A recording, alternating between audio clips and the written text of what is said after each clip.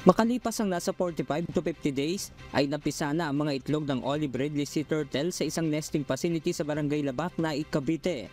Kaya naman itong Martes, January 16, pinakawalan na ang nasa 73 pawikan hatchlings.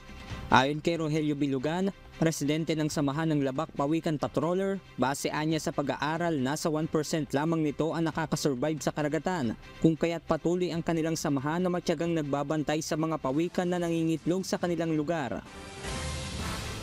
So malaking bagay ang pagpoprotekta na ginagawa ng patroller para sa pawikan dahil ito'y nakakatulong sa ating ecosystem. So kaya lang maraming threat sa pawikan katulad ng basura na napapadpad sa dagat. So swerte itong lugar natin dahil itong lugar na to ay nasasakupan ng Manila Bay. So pagka nasasakop ng Manila Bay, alam nyo ay lagi na lang sabi madumi, pero at least mayroon pang pawikan na buhay dito. Ibig sabihin buhay ang Manila Bay. At para rin sa maayos na pagbabantay ng mga pawikan, katuwang ang pribadong sektor ay naglagay na rin kamakailan ng satellite tagging sa mga inahing pawikan. Para naman sa tourism advocate na si Jacinta Remulla, mas magandaan niya na mas masuportahan pa ang samahan at maituro sa ating mga kababayan ang kahalagahan ng pawikan.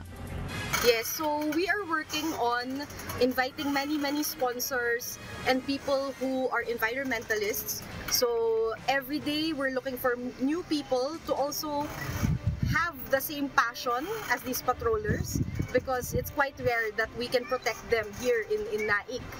May malaking silbi ang pawikan lalo na sa pagpapanatili ng ecosystem sa karagatan, kung kaya't ang pagiging responsable lalo na sa pagtatapon ng basura ay malaking tulong na upang hindi ito makain ng mga lamang dagat gaya ng pawikan. Diyos ang aming sandigan, serbisyo publiko ang aming pinahahalagahan. Mula rito sa Cavite, Benedict Samson, Numahataw!